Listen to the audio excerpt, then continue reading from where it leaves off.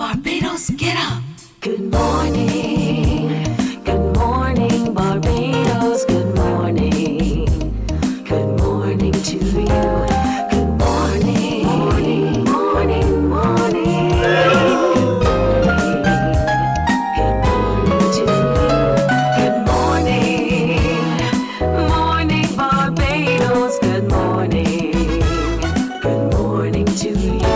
Good morning. Morning, Barbados. Good morning. Wake up, wake up, wake up. Morning to you. It's Wednesday, of course, March 20th. Good morning to you, and thank you so much for joining us for another Morning Barbados presentation.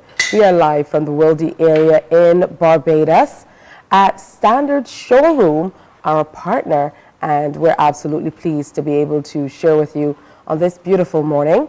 Nice crisp air outside, still a little cool. As the sun comes up, we know that changes quite a bit, but we're accustomed to this wonderful weather in this part of the world. So we're going to have a good show today, and I'm hoping that you can stick around. Most certainly for those who are retired or might be on a little vacation, that'll make life a whole lot easier in terms of sticking around. For those of you joining us online, thank you. Remember, you can find us on every major social media platform. And of course, we're streaming live on YouTube as well. And we welcome your comments and queries. You can, of course, send your emails to morningbarbados@cbc.bb. That's morning without the G. So today we're going to jump right into our discussions. We have lots planned for you. Like I told you, I hope that you could stick around. We'll be speaking with the Human Resources Management Association of Barbados. Nicholas Roberts will be in, along with Julie Turney, who is the founder and CEO of HR at Heart Consulting. And they're here to talk about Disrupt Barbados 5.0. So what is it? When is it coming up? And how can you get involved? We'll tell you a whole lot more about that. Plus, we are saluting the security at the Queen Elizabeth Hospital. They're celebrating something major, and we want to celebrate along with them. So we'll tell you a whole lot more about them. I see a lot of security shirts here in the studio this morning, so I'm anxious to find out exactly what's happening with them. We're looking at the Revive the Foundation Old Scholars Association initiative. His Honor Senator Reginald Farley, a member of the Foundation Old Scholars Association, is going to be in today with Ray Jackman. And they're talking about promoting the foundation school as a part of an effort to revive the Old Scholars Association. So that should be fun. And we're going to look at the Climb 2024. It's a motivational event. Sharita O'Dowd, executive producer of that event, will be in to share with us a little later. Plus, we're getting ready for World Poetry Day tomorrow. So you know that we absolutely have to share Dio the poet and Cher Antoinette. They're going to be in to talk to us about what's coming up for that event. So we have a packed show for you. Plus, the doctor will be in the house for Doc Talk. So there's lots happening, lots for you to look forward to. If you have to get ready for work, though, the good thing is you can still listen in as we chat away. You know, you get ready, make your breakfast, do whatever you need to do to get ready. But we've been celebrating as well with the University of the West Indies all this week, specifically the Faculty of Humanities. And this morning is no different. We're going to welcome a gentleman who is no stranger to the Caribbean Broadcasting Corporation. But as I told him this morning, I am far more accustomed seeing him around crop over time. He's a master analyst and has been working alongside our teams for many, many years in radio and television for crop over. But he is also a lecturer in history at UWI Cave Hill.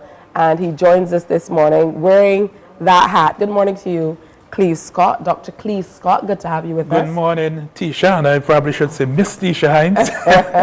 Nice to be here on CBC as usual. It's wonderful to have you with us and wearing this different hat. You know, sometimes we kind of get pigeonholed into one thing or the other, but it's wonderful to speak with you in a different capacity. So talk to me about your life as a lecturer in history at UWI Cave Hill. Well, history is indeed a fascinating field, and at Cave Hill, we encourage people to study history. It's one of the disciplines that is useful in almost any field of endeavor you're in. For example, people know me, as you say, at crop over time, and that analytical skill that I demonstrate at that time, it's come from history, you know. So history is not just about dates and remembering names and places. It's about developing a lot of skills, writing skills, skills to describe, skills to research, and so on. Tisha, Tell me a little bit about how history, or the way history is presented to students, has changed through the years. And I know that you're of a certain age, so you can reflect on some of the things that might have been taught before. It might just be me, but I found that in recent times there's far greater emphasis on teaching more about Caribbean history and the history of the African continent, as opposed to a lot of European history that was taught before.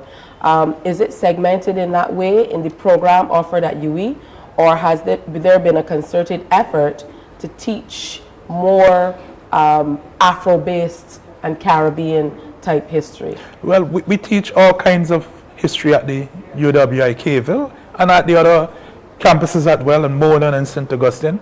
We teach Caribbean, or what we call West Indian history. We teach Latin America. So you could learn, for example, with Brazil. We have courses that look at Brazil. We have American history, US history. Africa, for example, this morning just before I left home, I was looking at the BBC, and they were dealing with the Sudan situation, the civil war in Sudan. And we have courses in the Department of History that looks at Africa, liberation struggles in Africa, Africa since 1900, which would be the period when Africa was segmented by the Europeans. So we have those traditional varieties, but we also have newer ones. We looked at the environment. We look, for example, at science and technology, medicine, oral history, which is about interviewing and recording and video and so on. And incidentally, my good friend Albert Nelson has been working on a project with me that the Department of History is involved in. It's called the Visible Crown, where we are looking at the legacy of Queen Elizabeth II in the Caribbean region. Very interesting stuff. So students coming into the university who are looking to pursue a degree in history, or a major with that as a second part of their major, or what have you, what are they gravitating to? Because one of the things that we talked about, the Department of the Faculty of Humanities, is that the areas of studies are so easily absorbed into different areas of career, into all facets of life. So are they interested at this time in specific types of history? History is called the Queen of the Sciences for a reason, in that almost any field you might think you want to go into the future, you would need to use some skills that you have learned in history. For example, in journalism, right at the CBC, we have persons who studied history at CBC QFM. There are persons who study history. In the police force, in the defense force, there are persons who studied history. So almost any field of endeavor you have been in, you can study history. And at the Caville campus, persons who are in most faculties do history courses. There are persons who are doing international relations. There are persons who are doing linguistics, political science, economics, science and technology, and so on. There are persons who do history because the skills can combine with other skills. So let's say you are into business, you are an accountant, or you are an economist. There are certain skills you can learn from history that will bring value, greater value to your profession. All right, well, excellent. Another area of study in that faculty is philosophy. So we're going to take a break here, and when we come back, Justin Holder, who is a lecturer in philosophy at UE-Caville, he's going to join the conversation. That's next. Morning, morning, morning. Good morning. Good morning. 8, we bring you a complete look at the weather forecast. Because keeping you safe and informed is our top priority. The CBC Weather Report, brought to you by Ace H&B Hardware, the helpful hardware.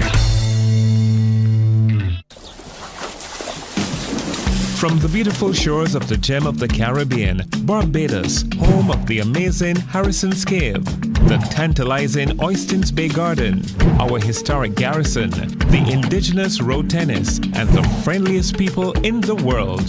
We are 94.7 FM, the ultimate Bajan experience.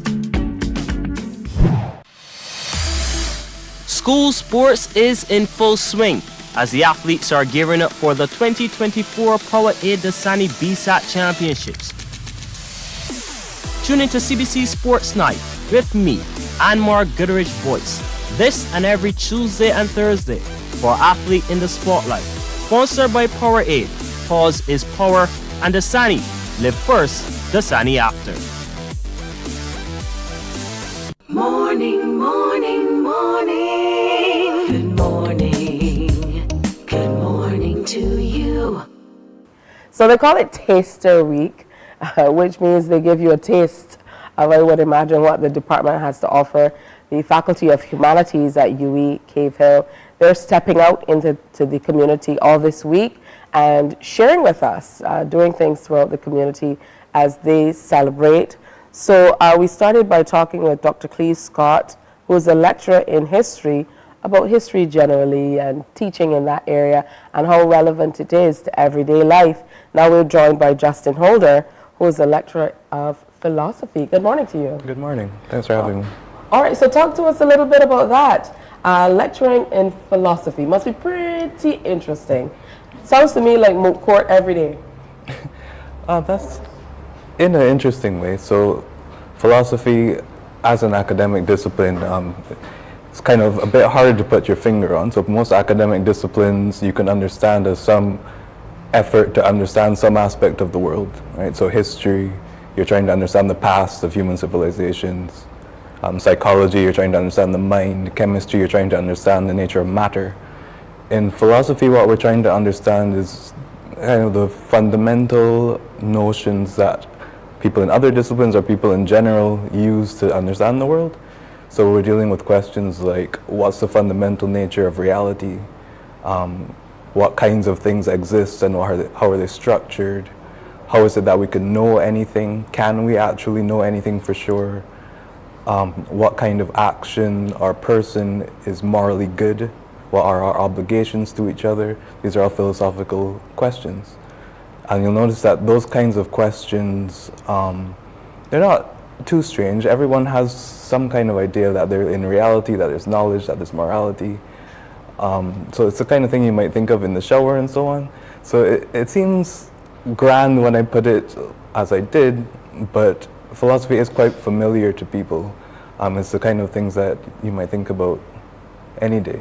What makes philosophy as an academic discipline distinctive is how seriously we take those questions. We work very, very hard to try to come to good, solid conclusions about those issues. And basically, if you work hard enough, you come to these fundamental questions, and you really want to have a correct answer, or at least an answer that doesn't fall apart immediately as soon as you start scrutinizing it. So that's why it can maybe be a bit like moot court, as you said, where someone proposes something and you have to criticize it to see whether it holds up to scrutiny. So you can know that you have the heart of a philosopher if you're the kind of person who's really uncomfortable with the idea that some of your opinions might be quite weak and might fall apart quite easily. So we work really hard to try to get a really solid understanding of these things. Well, very interesting things that we're considering here. Let's talk a little bit, because usually when we speak with people from UE, it's interesting how many parents often reach out after, and they're intrigued to hear how their children can get into various areas or various disciplines. So let's talk a little bit about some of the career options that are available to people who study within the Faculty of Humanities.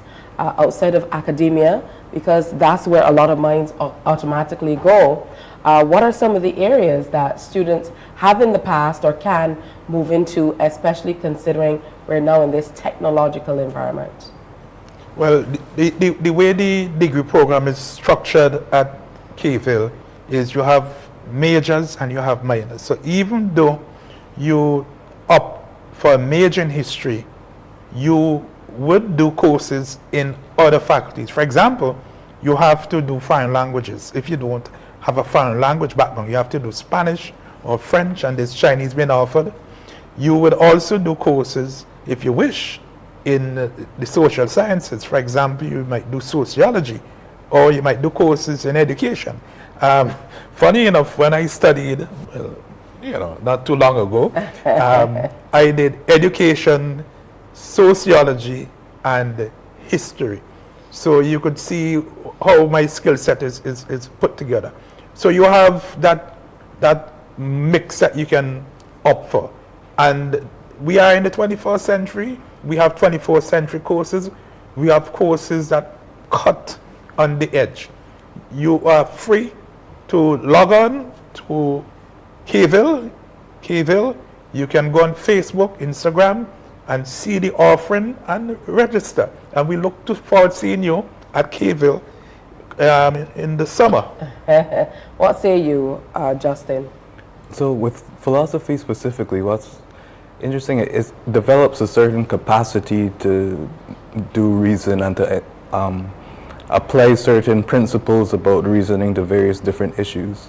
So a philosophy graduate is someone who can usually react to a lot of fast-paced environments and operate independently without needing a lot of hand-holding. So there have been studies that have been done that show that philosophy graduates actually tend to have quite high earning potential after graduating in many different areas. I've personally spoken to a financial analyst who said that their firm looks quite favorably at philosophy graduates because they're able to think outside of conventional wisdom about an issue and really contribute something creative and new to it. So for philosophy, at least, people go into all sorts of different kinds of careers and tend to stand out. There's a Wall Street Journal study showing that philosophy graduates tend to be promoted faster than other graduates. And we could think it's because of this kind of nimbleness and independence in reasoning. So you're developing a certain capacity that lots of employers will see as very helpful. Good stuff. Now, Dr. Scott, you have been kind of presented to us as this guru in music, but I know it's also what you love. Music is what you've loved through the years and what you've been able to do as well. So talk to me about how you've been able to incorporate these areas of study, because now seeing you with this hat, I can see where you have been able to kind of unite your love for music and the work you've done in music with history and all of the other areas that you're involved with. Yeah. As I said, history is like the queen of the sciences. It gives you room to maneuver around the history of anything. I can do the history of standards. I can do the history of CBC. I can do the history of block making in Barbados. So, as a historian, as a student of history, I had already studied the rudiments and theory of music. So I began to focus on music and technology, which would be analog technology into digital technology. For example, now we use software to make music. Once upon a time, you go in a recording studio, you would see a tape machine. So there's that aspect. In fact, we have a PhD candidate now who goes by the name of Apollo and Calypso, Andre Lane, and he's studying the history of steel pan in Barbados. So you can study the history of anything. There are persons who are working in environmental history. There are persons who are working on women's history, the history of women, and so on. Very interesting times ahead, I would imagine, especially as we incorporate all that's happening in technology. What about you, Mr. Holder? Talk to me about your foray, so to speak, into philosophy and how it has shaped the type of lecturer that you are and what you do generally. Well, when I first went to UA, I didn't really know much about philosophy at all. I was actually quite surprised that you could have a career being the type of person who spends their time really investigating these questions, about reality and knowledge and so on. And when I found that, I found that I fit right at home in doing it. I studied at K-Phil myself not too long ago. That's the phrase for this morning. Yeah. So it really changed my life a lot. A lot of my fundamental assumptions and ideas and impressions about life and about what's important in life changed quite quickly, because a lot of people ask, what's the point of doing something like philosophy? How does it get me to my goals? What does it give me? And I think the way to answer that is in realizing that when you're setting certain goals, you're relying on certain assumptions about what's important to you and what is important for a person to achieve in life. And with philosophy, you begin to question those things, and in fact cultivate some wisdom in being able to decide between what a good reason and a good goal is and what a not so good goal is. So you end up spending your life on things that are more important. All good stuff. It's really great to have lecturers sitting down and being questioned for a difference, as opposed to being in front of the class or online, as the case may be, presenting generally. So I would imagine a lot of people are happy to be able to hear from you and think of practical ways that they can incorporate what they do into areas of study and vice versa. Yeah, just to add, Tisha, that although Kevin is here speaking about philosophy and I'm speaking about history, we are in the same department and you can study the two together or with other things. In fact, there are students in science and technology who are studying bioethics, and just around the corner we have a new course coming in philosophy on artificial intelligence. So we are on the cutting edge in the Department of History and Philosophy. We keep up to date with what's happening in the world. For example, we have the conflict in Haiti, and we have courses that look at Haiti. We have the challenges in Africa, as I said. We have courses that look at Africa and so on. So there are courses at K-Ville in the Department of History and Philosophy that you can take, never mind whatever department you might be in. As I said, log on to our website, UWI-K-Ville, Instagram, Facebook, and see what is there for you, and we look forward to seeing you. All right, so it's Taster Week for the Faculty of Humanities. Make sure you check them out. Look online, as Dr. Scott has said, and check out what might be right for you. Maybe you want to do a post-grad, maybe you want to go to the doctoral level, maybe it's a first degree. Just check it out, and it just might be something that's right for you. Thank you, gentlemen, for coming in, and I wish you a good rest of the week as they continue to celebrate. They're going to be out and about in the community, so check that out so that you can be a part of it as well. It's time for a break. When we come back, we're talking HR with the Human Resources Management Association of Barbados. Morning, morning, morning. Good morning. Good morning to you. The race is on. Who will be victorious in the Dasani Powerade Barbados Secondary Schools Athletics Championships? Stay tuned to find out.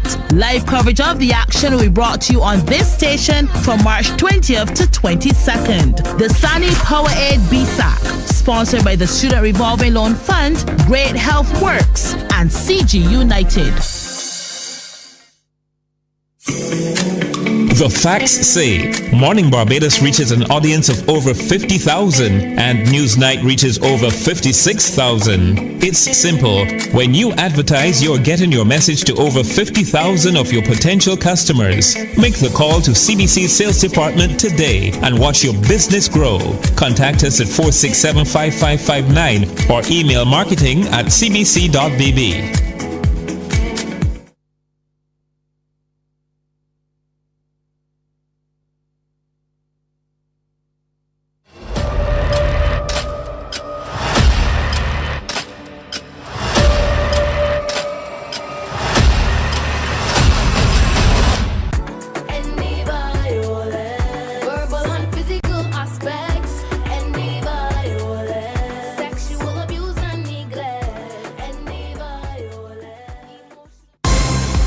Tune into CBC Newsnight for the NISS Business Report, a comprehensive look at the local, regional, and international business world every Monday, Wednesday, and Friday during CBC Newsnight.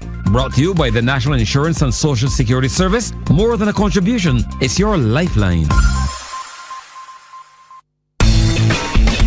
Every night, we bring you a complete look at the weather forecast because keeping you safe and informed is our top priority. The CBC Weather Report, brought to you by Ace H&B Hardware, the helpful hardware. From the beautiful shores of the gem of the Caribbean, Barbados, home of the amazing Harrison's Cave, the tantalizing Oistins Bay Garden, our historic garrison, the indigenous road tennis, and the friendliest people in the world. We are 94.7 FM, the ultimate Bajan experience. School sports is in full swing as the athletes are gearing up for the 2024 Powerade Dasani BSAT Championships. Tune into CBC Sports Night with me, Anmar Goodrich Voice, this and every Tuesday and Thursday for Athlete in the Spotlight. Sponsored by Powerade. Pause is power, and Dasani. Live first, Dasani after. Morning, morning, morning. Good morning. Good morning to you. What does disrupt HR mean? I think we have to dial back a little bit. For people, regular people, when they think about human resources, there's so many different schools of thought. But generally, for employees, a lot of people think, I'm not sure if HR is there for me. You know, they're hired by the company. Maybe they're there to make sure things go right for the company and not necessarily for me. So we've been trying to disrupt in that manner and change that school of thought to talk about how HR is engaging all across businesses and in different and varied ways. So joining us again this morning is Nicholas Roberts, who's president of HERMAB, and I just love the way he thinks as a younger and new president of the association. So welcome again. Thanks for having me.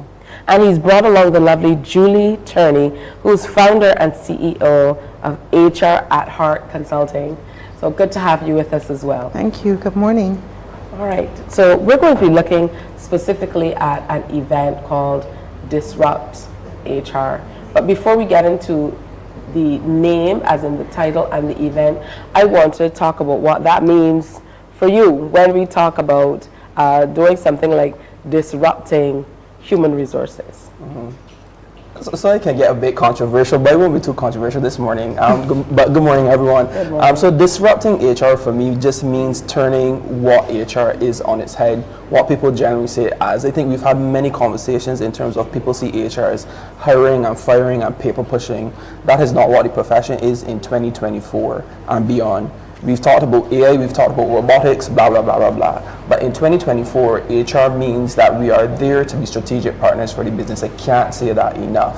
So I think that sets the premise and the background for what this event is and what HR is trying to do within the space in businesses and across the world within 2024.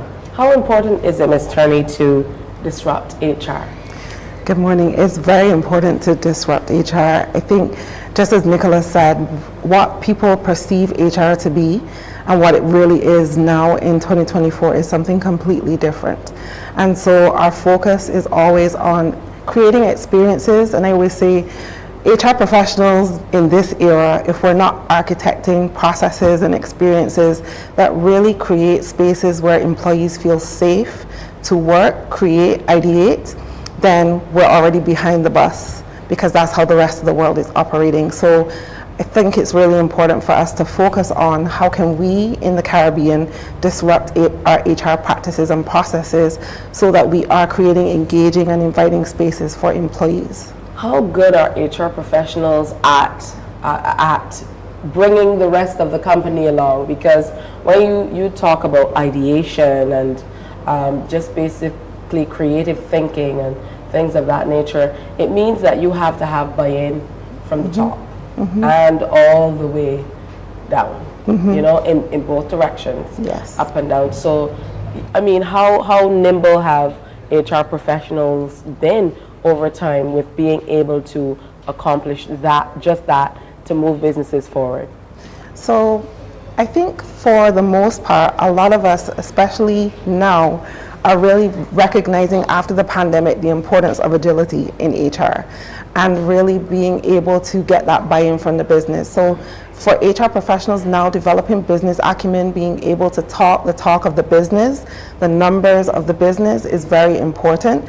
And it's something that I always emphasize to my clients, being able to have that business acumen so you get that buy-in up front and you're able to bring the business along with you as you start to create those new processes and strategies. As we get into talking about this event, Nicholas, what does it mean to you as an HR practitioner to be able to be a part of an event or see an event that tackles your profession in this way, directly?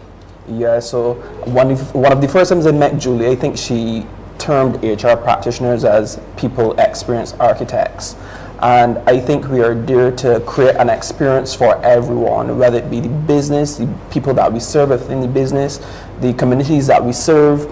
And I think an event like Disrupt HR brings that to the forefront. Usually when you go to a seminar or a conference, it usually is like an hour-long session that you sit down, you have a interaction with the speaker, and they speak on their topic. Disrupt HR is an event where you have to present within 5 minutes. You have 20 slides. Each slide is 15 seconds. You can't go over those 5 minutes. So you have to be on the ball in terms of your topic. You need to know what you're talking about. You need to be prepared. You need to be engaging. You don't have time to go over. And for someone like me, you mentioned last week that it can be a bit tangential. It can be a bit hard in terms of being so condensed in getting your messaging across, but in such a summarized manner.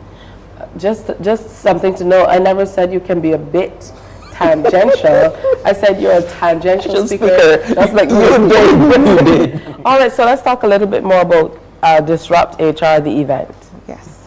So Disrupt HR, the event, brings a group of speakers together, not necessarily all HR professionals, because we like to hear from everyone. So that's the first disruption. It's not just speakers who are in the HR profession. We get CEOs, we get people in the sports industry, we get people who are doctors, psychologists, psychiatrists. We get all kinds of people to come together and talk about how can we make the world of work a better place? How can we help talent? And how can we use technology to improve the workplace? And just as Nicholas said, it takes on a format which is known as Pekakucha. And basically what that format is where you bring the speakers together. Each person gets 5 minutes exactly to use 20 slides, no more, no less, and the slides auto-rotate at 15 seconds a slide. They cannot stop the show. As long as they're talking, the slides keep moving, and even if they stop talking, the slides keep moving. So in that format, it means people get more information in a shorter period of time, but they're learning different things. So we cover a host of topics because our speakers are so diverse. How is it received, this level of presentation? Yeah, so it's really good. So I've been to 2 before. This is its 5th year. I've been to 2, like I said before. This year is going to be my first year presenting. It's a very daunting experience for me. I don't know why I always put myself in these situations, but yeah, I have enjoyed every single one that I've attended, and I'm not saying it just for saying its sake. As Julie mentioned, it's very engaging. You get a lot of information packed into literally 2 to 3 hours, and it's a vast array of topics that are covered, and you gain information, within that time. Like I said, sometimes when you go to conferences, they can be, a bit long in terms of you sit down for an hour and a half, etc., and you get a wealth of knowledge, and sometimes you're overwhelmed. And I think you can come away from Disrupt HR being overwhelmed, but the purpose of the entire event is to disrupt your way of thinking, not only, as Julie said, in terms of HR, but in terms of management, business, the world of work, generally just everything to do with how it is that we approach business. Julie, how has the conversation shifted over the last few years specifically? So the conversations that we've been having previously, we would have been talking about various processes like recruiting and onboarding and so on. Now we're focusing a lot more on strategy and transformation, well-being, technology, and how we can use those things in the workplace to improve the experiences that employees have, but also the experiences that HR has. One of the things I love about the conversations that we're going to be having this year is we're going to be talking a lot about who supports HR. Because I think for the most part, just as you said earlier, people come in and they think, well, HR is just there for the business. But a lot of times HR is doing things or experiencing things in the business that they don't always agree with. It can be a bit of a challenge for us. And so who's there for us when we're going through the hard stuff as well? Oh, that's beautiful. Dare I ask what you'll be presenting on, Mr. President? So I'll be presenting on leadership. The title of my segment, or topic rather, is leadership from adversity to prosperity, and it speaks on my journey as a young leader thus far. I know people generally see me on Mornin Barbados and doing all these things for HERMAB and just generally in terms of the realm and field of management and HR, but it hasn't always been a linear journey. It hasn't been an easy journey, and I just want to share my experiences with persons in terms of how we've gotten to this point in time. And as I've mentioned on the segment before on this program, that on LinkedIn specifically, sometimes we, or even social media, we like to show the highlight reel of what has happened and not sometimes the ugly things that have happened behind the scenes. So just like I said, trying to disrupt the space and show, you have to go through bad times to get to good times, and you learn from those experiences. I'm thoroughly intrigued. Yeah. If only by hearing that behind the scenes story. So, when is it and who are you reaching out to? So it's on March 27th. We are going to Hayman's Market, so disruptive spaces. It's not your average conference space. Your traditional space. Not your traditional space at all. And we're very grateful to Hayman's Market for coming on board and supporting us. We're going to be there from 6 to 9 p.m. And we do try to start on time. So not your average event. We do try to start on time and keep things going. All right, that's beautiful. Always great to see you, Nicholas Roberts, President of the Human Resources Management Association, and Julie Turney, founder and CEO of HR at Heart Consulting, telling us all about Disrupt HR Barbados 5.0 coming up on March 27th at Hayman's Market. Interesting space for that. If we had more time, I definitely would be asking more questions. But if you do, where can we go online to find out more information quickly? You go to disrupthr.co and click on the Barbados page, and you'll find everything you need there. All right, good stuff. Make sure you check it out. I'm sure it will change your perspective in a good way. Thank you. Thanks for having us. All right, we're going to take another break here and come back on Morning Barbados. Coming up next, some Doc Talk. Stay with us. Morning, morning, morning. Good morning. Good morning to you.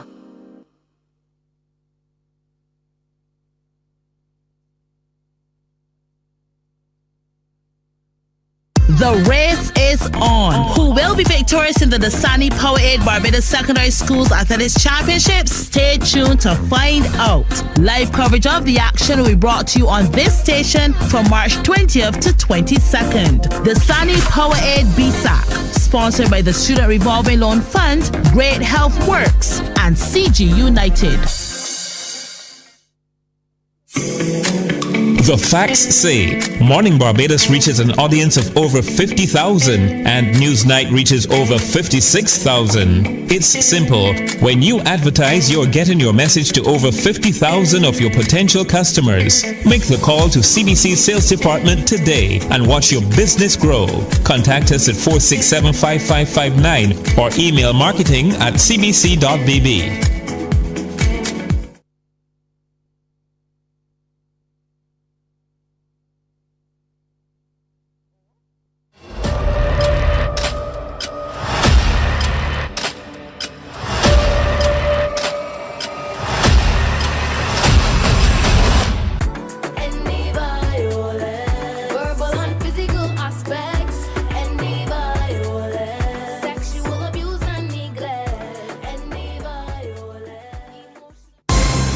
Tune into CBC Newsnight for the NISS Business Report, a comprehensive look at the local, regional, and international business world every Monday, Wednesday, and Friday during CBC Newsnight.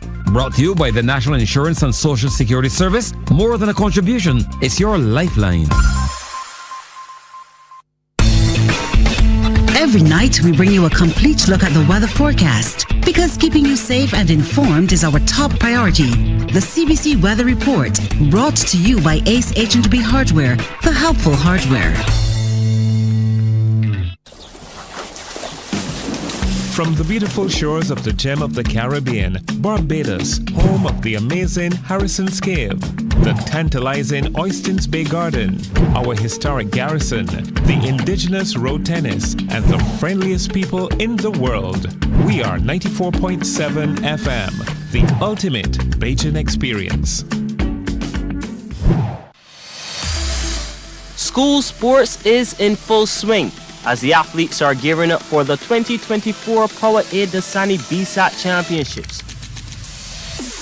Tune into CBC Sports Night with me, Anmar Goodrich Boyce, this and every Tuesday and Thursday for Athlete in the Spotlight. Sponsored by Powerade. Pause is power, and Dasani. Live first, Dasani after.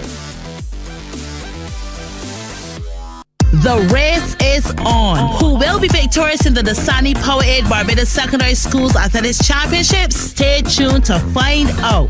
Live coverage of the action will be brought to you on this station from March 20th to 22nd. Dasani Powerade BSAC, sponsored by the Student Revolving Loan Fund, Great Health Works, and CG United. The facts say Mornin Barbados reaches an audience of over 50,000 and Newsnight reaches over 56,000. It's simple. When you advertise, you're getting your message to over 50,000 of your potential customers. Make the call to CBC Sales Department today and watch your business grow. Contact us at 467-5559 or email marketing@cbc.bb.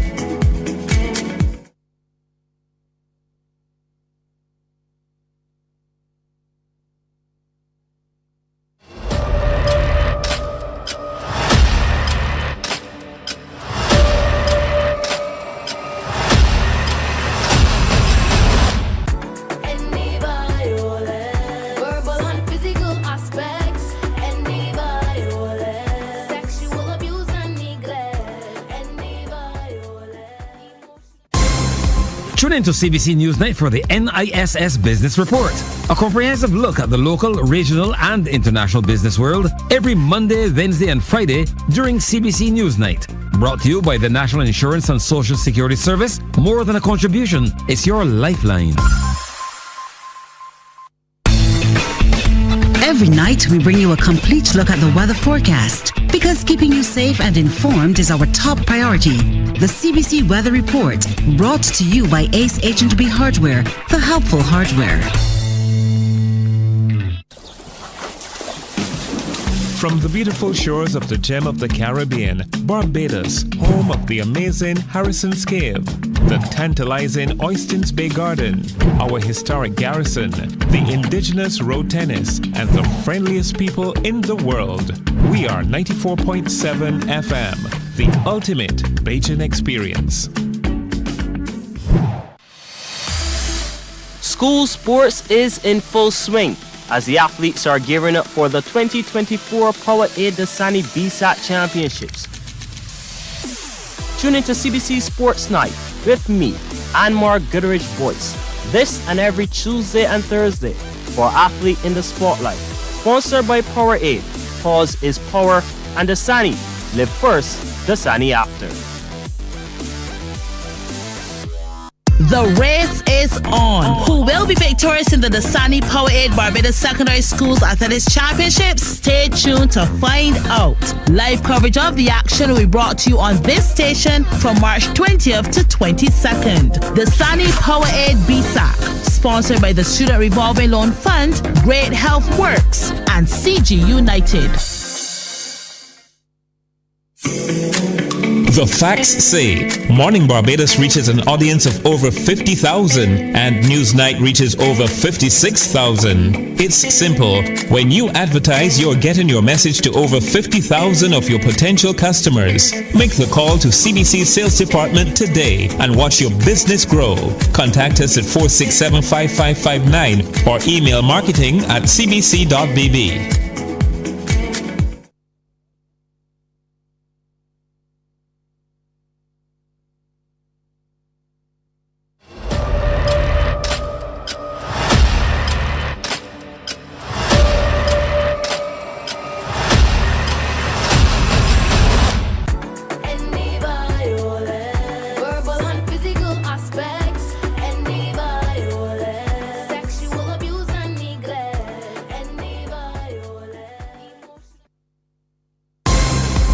Tune into CBC Newsnight for the NISS Business Report, a comprehensive look at the local, regional, and Morning, morning, morning. Good morning. Good morning to you. Just about 10 minutes to go before the 7 o'clock hour. Good to have you in company.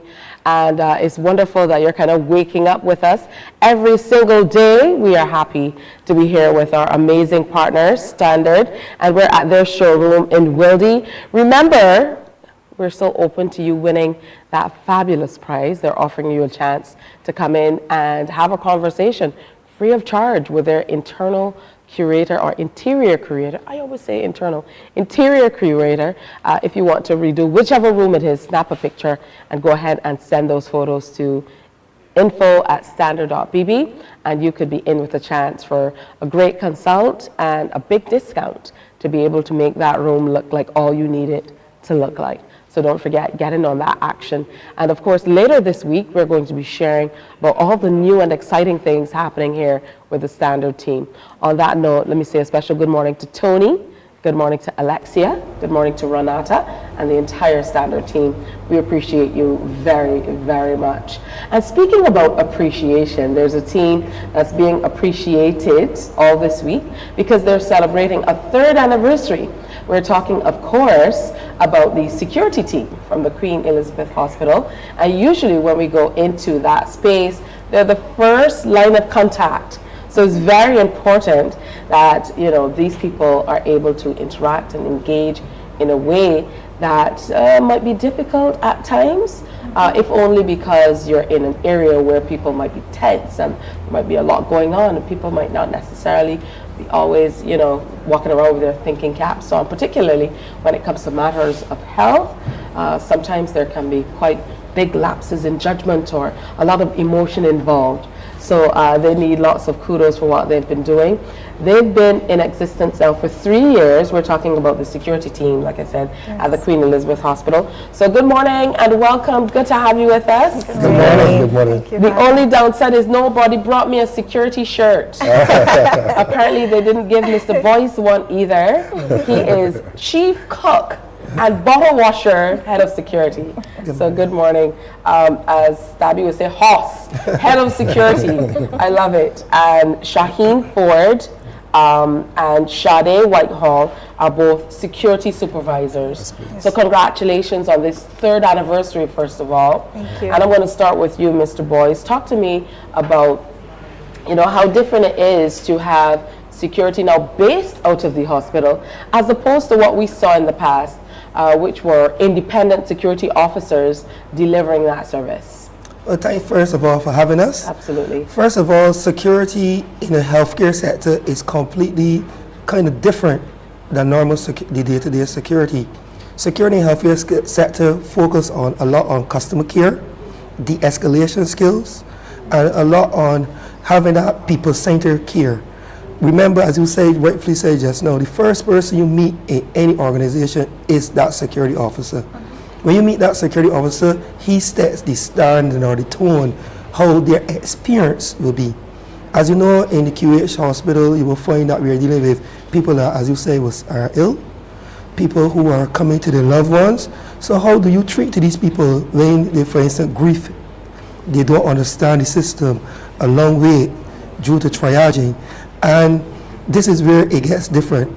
Also, for instance, when there are gang activity and people have to come to the same QH hospital seeking medical care, that's where we have to battle.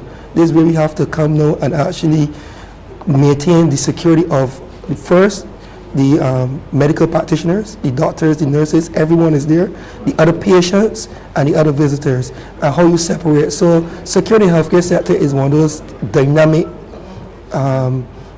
sectors that you can think about. Before people take it for granted, but first of all, I'd like to thank the Board of Management for the QH to come up with the idea and the vision to have a security that is security in the healthcare sector. Absolutely, and in-house, that makes all the difference. So talk to me now, Sade, about your career in security, because sometimes a lot of people look on and they figure it's something that you just happen upon. And even if you start in that career, based on everything that your head of security has just told us, this is a very specialized field. It is, and again, thank you for having us. For me personally, I have been there for 2 years. I recently started acting in the capacity of a supervisor, and that post is acting. But our day-to-day routine, as you said, we're the first persons you will meet at the QEH. We are there to assist you with any inquiries, as we're the first point of contact. Also, I think we are special in the terms as this Mr. Bice has said, because we have a lot of different personalities we meet every day.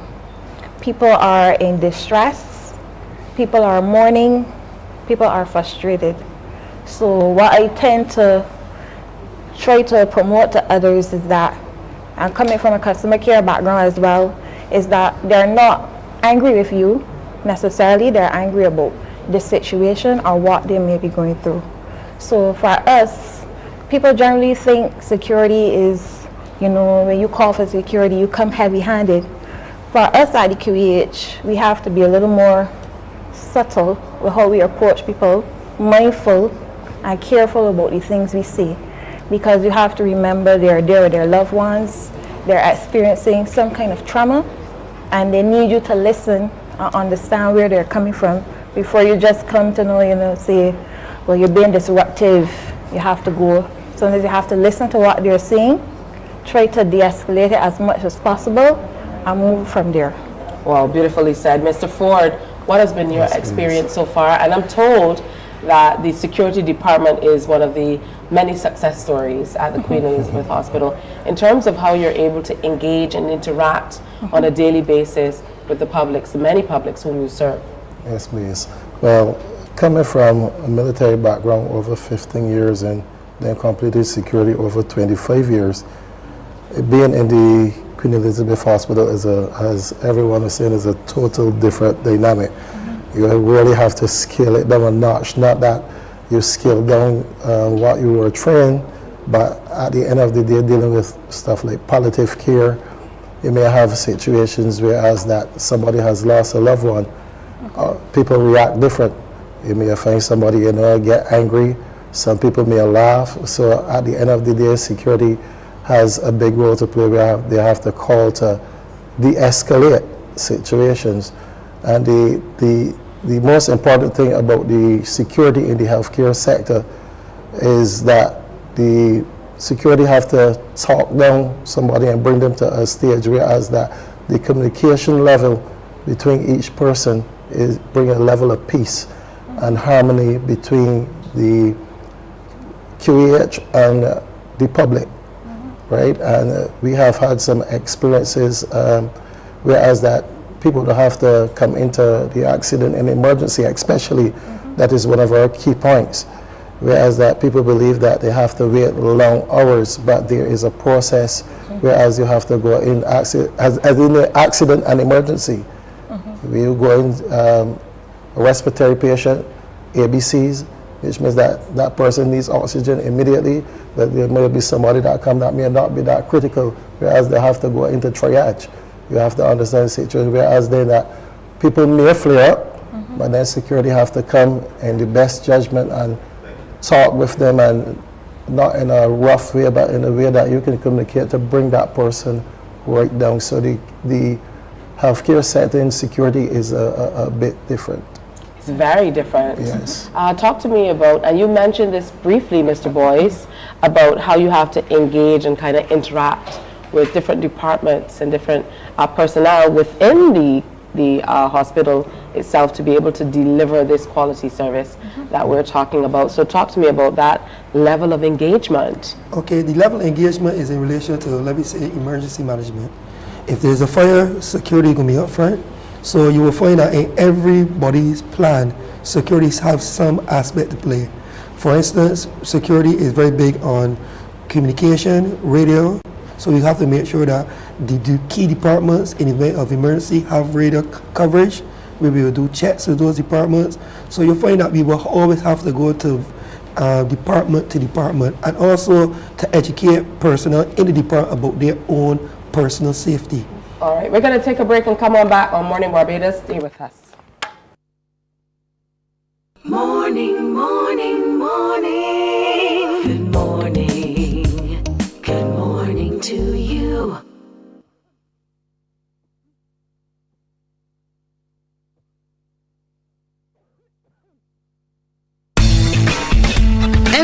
night, we bring you a complete look at the weather forecast because keeping you safe and informed is our top priority. The CBC Weather Report, brought to you by Ace H&B Hardware, the helpful hardware. From the beautiful shores of the gem of the Caribbean, Barbados, home of the amazing Harrison's Cave, the tantalizing Oystins Bay Garden, our historic garrison, the indigenous road tennis, and the friendliest people in the world. We are 94.7 FM, the ultimate Bajan experience. School sports is in full swing as the athletes are gearing up for the 2024 Powerade Dasani BSAT Championships. Tune into CBC Sports Night with me, Anmar Goodrich Boyce, this and every Tuesday and Thursday for Athlete in the Spotlight. Sponsored by Powerade. Pause is power, and Dasani. Live first, Dasani after. The race is on. Who will be victorious in the Dasani Powerade Barbados Secondary Schools Athletics Championships? Stay tuned to find out. Live coverage of the action will be brought to you on this station from March 20th to 22nd. Dasani Powerade BSAC, sponsored by the Student Revolving Loan Fund, Great Health Works, and CG United. The facts say Morning Barbados reaches an audience of over 50,000 and Newsnight reaches over 56,000. It's simple. When you advertise, you're getting your message to over 50,000 of your potential customers. Make the call to CBC Sales Department today and watch your business grow. Contact us at 467-5559 or email marketing@cbc.bb.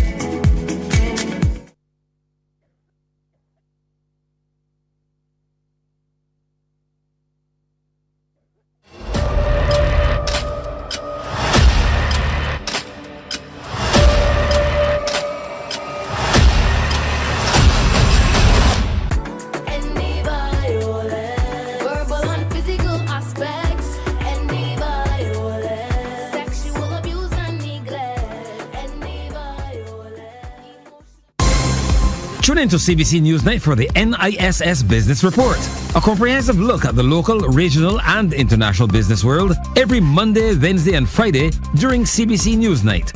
Brought to you by the National Insurance and Social Security Service. More than a contribution, it's your lifeline.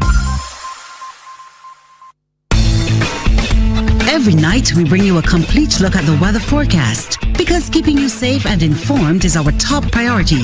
The CBC Weather Report, brought to you by Ace H&B Hardware, the helpful hardware. From the beautiful shores of the gem of the Caribbean, Barbados, home of the amazing Harrison's Cave, the tantalizing Oystins Bay Garden, our historic garrison, the indigenous road tennis, and the friendliest people in the world. We are 94.7 FM, the ultimate Bajan experience. School sports is in full swing as the athletes are gearing up for the 2024 Powerade Dasani BSAT Championships. Tune into CBC Sports Night with me, Anmar Goodrich Boyce, this and every Tuesday and Thursday for Athlete in the Spotlight. Sponsored by Powerade. Pause is power, and Dasani. Live first, Dasani after. The race is on. Who will be victorious in the Dasani Powerade Barbados Secondary Schools Athletics Championships? Stay tuned to find out. Live coverage of the action will be brought to you on this station from March 20th to 22nd. Dasani Powerade BSAC, sponsored by the Student Revolving Loan Fund, Great Health Works, and CG United.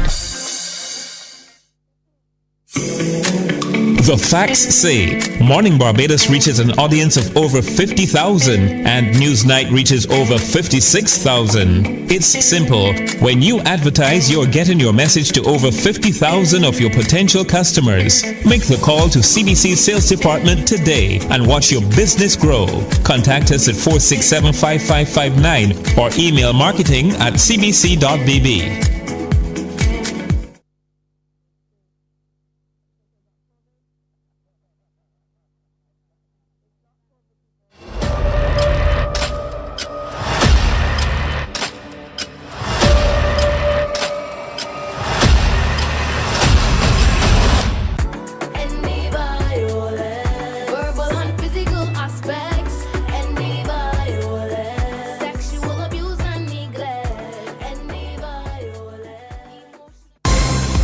Tune in to CBC Newsnight for the NISS Business Report, a comprehensive look at the local, regional, and international business world every Monday, Wednesday, and Friday during CBC Newsnight. Brought to you by the National Insurance and Social Security Service. More than a contribution, it's your lifeline. Every night, we bring you a complete look at the weather forecast because keeping you safe and informed is our top priority. The CBC Weather Report, brought to you by Ace H&B Hardware, the helpful hardware. Morning, morning, morning. Good morning. Good morning to you. Good morning and welcome back. We are celebrating the security from the Queen Elizabeth Hospital this morning. So we're joined on set by Adrian Boyce, who's head of security, Shaheen Ford and Sade Whitehall. They're both security supervisors. And before we went to break, we were talking a lot more about the very specifics of what you do and how the delivery of service in the healthcare setting is so totally different from what's done in other spaces. You had just shared with us exactly how you engage and interact with other departments as well. So what do you think are the successes of what you've been able to do as a now internal department within the QEH over the last 3 years? Well, our successes, what I would say, is how we interact with our patients and our staff despite the difficulties in different people's personalities. That's one of our successes. We have a lot of high praises of how we assist people because in some instances, beyond being the face of the hospital, we have some situations where, you have busy relatives that will drop off their elderly mother, grandmother, aunt, whoever that may be. We assist them also if they need that help with getting to different areas of the hospital, whether it be like clinic, outpatient, so on and so forth. If you need assistance with getting a ride home, we are there to assist you as well. So we try to be as customer-based friendly as possible and to assist everyone, not only the patients, our staff as well. Sometimes we have little internal things come up and we assist our nurses and doctors as much as possible. All right, so I would imagine it can be difficult at times to be able to strike that balance. You talked about a background in military, and I know a lot of the times when you're coming from a background in military or law enforcement, you're kind of taught the opposite, as in, yes, you want to de-escalate, but you want to be firm at all times. In this instance, you have to show a softer side. You have no choice. So are we getting the softer side of Mr. Ford? Yes, you are. You are actually getting the softer side. The only time that you may have to be rigid is if you have to have a person that is combative, right? And I realized that since we were at the Queen Elizabeth Hospital and people see the stance that you take, you don't really get that as much. And from the time that they hear that security come in and you're looking for one person, 4 people turn up. So when you see 4 people turn up and you are one person, automatically the level of intimidation is there. So you come right down. So it is no need then to escalate a situation that high, right? So it actually teaches you more self-control, right? So it is also a learning experience too as well, right? So as for anyone that is in security department, even coming from security backgrounds, they realize that this is different. You just can't go with a headstrong operation. You have to come right down. Well, congrats on making it to 3. What do you want people to go away knowing about you and the team, the security team at the QEH, and how you approach your everyday and how you're able to engage and help every single day? I want people to go away knowing that the security department at the QEH hospital is the pinnacle. And when it comes to security, the model in security in a healthcare facility and in any healthcare institution, we are the model to show all other places this is how security is supposed to look in a healthcare background. And I say healthcare, and I stress healthcare, because it will be different at a FAC, it will be different at a bank, but in a healthcare environment, this is how security is supposed to look.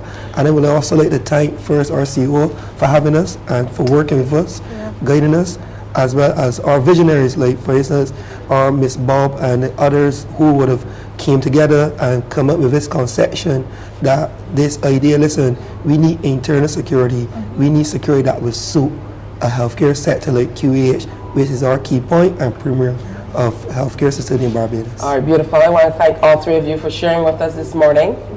And congratulations, you had a big celebration.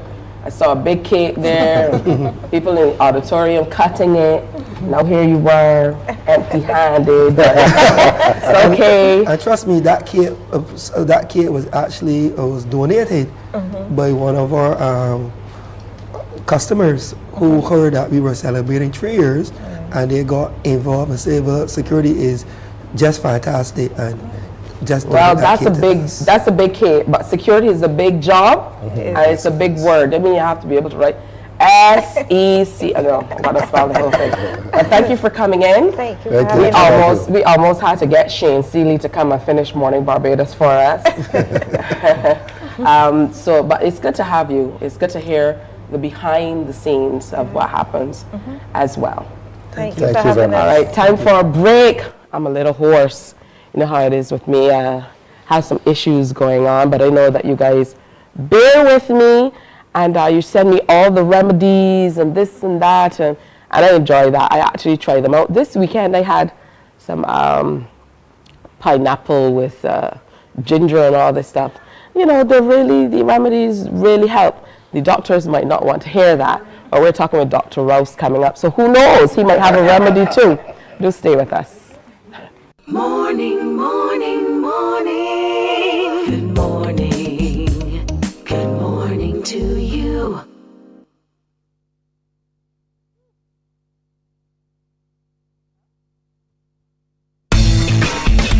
Every night, we bring you a complete look at the weather forecast because keeping you safe and informed is our top priority. The CBC Weather Report, brought to you by Ace H&B Hardware, the helpful hardware. From the beautiful shores of the gem of the Caribbean, Barbados, home of the amazing Harrison's Cave, the tantalizing Oystins Bay Garden, our historic garrison, the indigenous road tennis, and the friendliest people in the world. We are 94.7 FM, the ultimate Bajan experience. School sports is in full swing as the athletes are gearing up for the 2024 Powerade Dasani BSAT Championships. Tune into CBC Sports Night with me, Anmar Goodrich Boyce, this and every Tuesday and Thursday for Athlete in the Spotlight. Sponsored by Powerade. Pause is power, and Dasani. Live first, Dasani after. The race is on. Who will be victorious in the Dasani Powerade Barbados Secondary Schools Athletics Championships? Stay tuned to find out. Live coverage of the action will be brought to you on this station from March 20th to 22nd. Dasani Powerade BSAC, sponsored by the Student Revolving Loan Fund, Great Health Works, and CG United. The facts say Morning Barbados reaches an audience of over 50,000 and Newsnight reaches over 56,000. It's simple. When you advertise, you're getting your message to over 50,000 of your potential customers. Make the call to CBC Sales Department today and watch your business grow. Contact us at 467-5559 or email marketing@cbc.bb. Morning, morning, morning. Good morning. Good morning to you. Welcome back to this presentation of Morning Barbados. We are live from Wildey in Barbados at the Standard Showroom. So if you have a chance, drop on by. I mean, it's such a beautiful space. It's central, and there's lots of stuff that you'll want to check out, especially for the ladies. You know exactly what I'm talking about. So it's great to have now Mr. Dr. Rouse with us. And, you know, I've said this a few times, but, you know, it's good to have you in studio as opposed to online as we have in the past few years. But today we're taking a look, Dr. Rouse, at some pretty interesting symptoms We're looking at lower urinary tract symptoms. So let's talk about, what that is, what that means, first of all. Good morning. Thanks Good morning. again for having me this morning. So I wanted to discuss lower urinary tract symptoms. I think we all probably know, we're watching TV, watching CBC recently, that the King had some issues with lower urinary tract symptoms, having to have surgery for the prostate. And hence, afterwards, I saw an influx of patients obviously concerned about their lower urinary tract symptoms, especially men concerned about prostate symptoms. But actually, lower urinary tract symptoms actually are symptoms related to the storage or the passage of urine. And therefore, yes, this can be because of disease of the urinary system, but a lot of the times actually it can be disease from other organ systems. For example, if you have heart failure, your heart's not pumping very well, you retain a lot of urine, but then at night when you lie down, become recumbent, that fluid goes back into your general circulation and then you pass it out a lot. So then patients will have what we call nocturia, or getting up at night to pee, when really and truly, although they think it's something to do with their bladder, or in case of men, their prostate, and you're worried that is something with your urinary system, it's actually that their heart disease might not be controlled well, and because that is then secondarily impacting upon the lower urinary tract or the urinary system. Heart disease. So even your heart disease can do that. And again, for example, kidney disease. So if your kidneys are not working very well, you produce, although you produce urine, and a lot of people think their kidneys are working fine, no, you actually produce a lot of dilute urine, and therefore it's not working efficiently. You're producing a lot of urine, you get up, you go frequently, you go urgently, you get up at night again, but really and truly it's actually nothing to do with your bladder or in the case of men, your prostate, is actually coming from your kidneys, being kidney disease. Similarly, diabetes, uncontrolled diabetics, produce, again, you pass a lot of sugar in your urine, that pulls a lot of water along with it. You go frequently, you go urgently, you get up at night. So the reason why I brought it up, because this is such a common problem, not only in men, because obviously as a urologist I see a lot more men, but women also can have these symptoms. So these are symptoms, so we divide them generally into storage symptoms. So this is where you either get the urge to pee, you have to go frequently, you can't control your water, so urinary incontinence, that's what we call that. That's another whole big symptom on its own, and I'll be happy to discuss that at another time. So it can be from what we call storage symptoms, or what we call voiding symptoms, or symptoms that you get when you go to pass your urine. So the first one you might notice is that you hesitate, before you go to pass urine. So you want to pee, but before you can actually start, it takes a few seconds before you actually get to start to pee. We call that hesitancy. But then when you're actually passing urine, if the urine is slow, so you remember as a young boy, peeing across the road, peeing up the wall, when you get older, you notice that the flow is not as strong as it used to be. So poor flow or slow flow is another voiding symptom. And then what we call intermittency. So this is where you stop and start. So you're passing urine, you stop, you have to let that pressure build up again before you can finish. So that's another voiding symptom. So generally, those are the two groups of symptoms that we look at when we talk about lower urinary tract symptoms. All right, you also mentioned the feeling of incomplete. Emptying as well. Emptying as well as one of those. So I know it will be relative from person to person, but at what stage should someone come out and see, for example, your urologist? Well, first again, there are only a few of us. There's so many persons in Barbados. So I usually, I like patients to start by seeing their GPs in the first instance. The reason being, as I alluded to earlier, is that a lot of times actually, although you have urinary symptoms, it might be that your diabetes might be uncontrolled. It might be your antihypertensive meds, diuretics, are causing you to pass a lot of urine. It might be that you have kidney disease. So the first starting point should really be your general practitioner, who will do a general evaluation of your overall health. And then if they think that it's really specific to the urinary system and specific for urologists, then refer you to the appropriate specialist. All right. Well, what are some of the signs that signal, you should definitely check things out right away? So now, what we call red flag symptoms, these are symptoms that really, once you have them, you really should be seeing somebody urgently, a medical practitioner urgently. And one of the key ones, and unfortunately I really hate seeing this, is that when patients have painless blood in their urine. So we call that painless hematuria. So that's where you go to the bathroom, you see blood in your urine, it's not painful, so it's scary and disheartening initially, but because there's no pain, a lot of patients do tardy in terms of going to their general practitioner. And that is one red flag symptoms that if you can see your GP, I would, as a urologist, would love to see you urgently, because a lot of the times I want to reassure persons that it's nothing sinister, but unfortunately in some cases it could herald cancer or malignancy of your urinary system, and hence the importance of that early or urgent evaluation. How are you able to gauge then the severity of any case Do you consider a combination of the symptoms or factors, or what might be happening with a patient? So once you've seen your general practitioner initially and they've ruled out it's not another organ system and they then need to come to myself as a urologist, then usually it's going to be either a combination of your bladder and or your prostate as men. And there's certain tests that we can do when you come to us. So we start with a simple urine analysis, making sure that your kidneys and everything are fine, that there's no glucose in your urine. A simple urine analysis can be done in clinic, and most GPs will do that before you actually get to myself. But I also do encourage, again, predominantly I see a lot of men, but we can still use the IPSS score, the International Prostate Symptom Score, to assess the severity of your symptoms.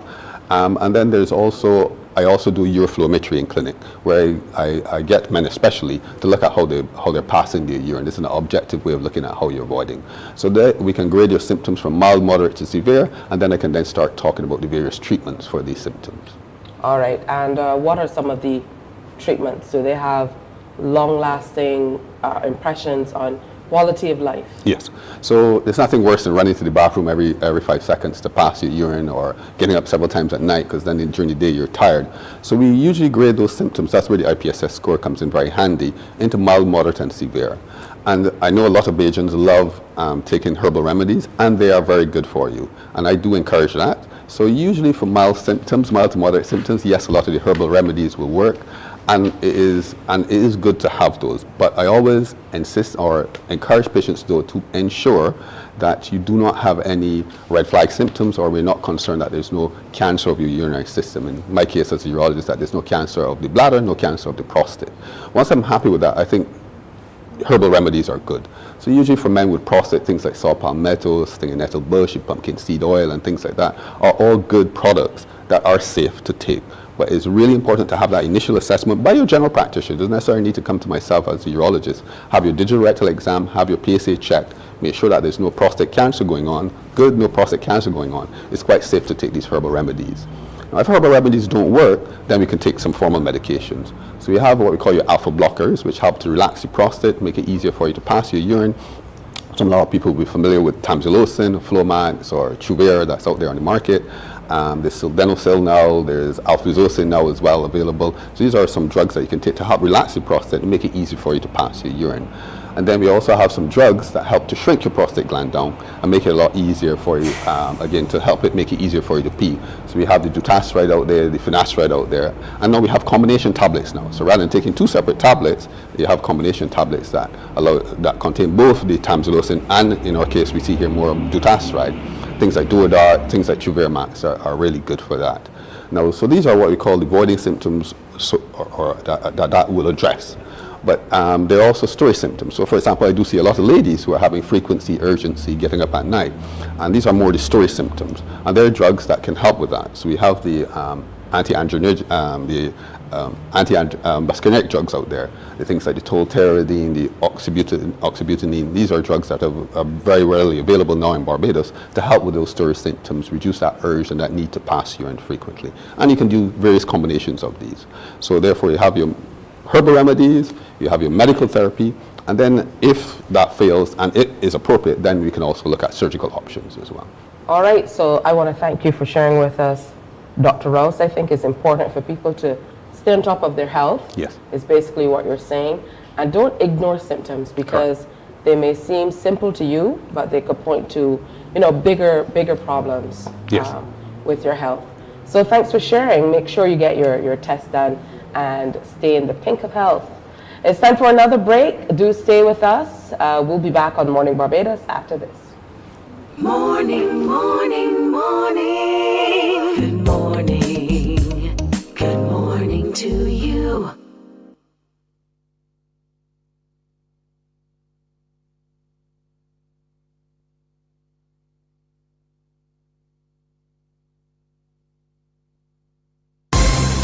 Tune in to CBC Newsnight for the NISS Business Report, a comprehensive look at the local, regional, and international business world every Monday, Wednesday, and Friday during CBC Newsnight.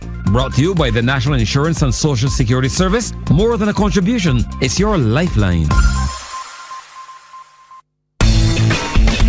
Every night, we bring you a complete look at the weather forecast because keeping you safe and informed is our top priority. The CBC Weather Report, brought to you by Ace H&B Hardware, the helpful hardware. From the beautiful shores of the gem of the Caribbean, Barbados, home of the amazing Harrison's Cave, the tantalizing Oistins Bay Garden, our historic garrison, the indigenous road tennis, and the friendliest people in the world. We are 94.7 FM, the ultimate Bajan experience. School sports is in full swing as the athletes are gearing up for the 2024 Powerade Dasani BSAT Championships. Tune into CBC Sports Night with me, Anmar Goodrich Boyce, this and every Tuesday and Thursday for Athlete in the Spotlight. Sponsored by Powerade. Pause is power, and Dasani. Live first, Dasani after. The race is on. Who will be victorious in the Dasani Powerade Barbados Secondary Schools Athletics Championships? Stay tuned to find out. Live coverage of the action will be brought to you on this station from March 20th to 22nd. Dasani Powerade BSAC, sponsored by the Student Revolving Loan Fund, Great Health Works, and CG United. The facts say Mornin Barbados reaches an audience of over 50,000 and Newsnight reaches over 56,000. It's simple. When you advertise, you're getting your message to over 50,000 of your potential customers. Make the call to CBC Sales Department today and watch your business grow. Contact us at 467-5559 or email marketing@cbc.bb.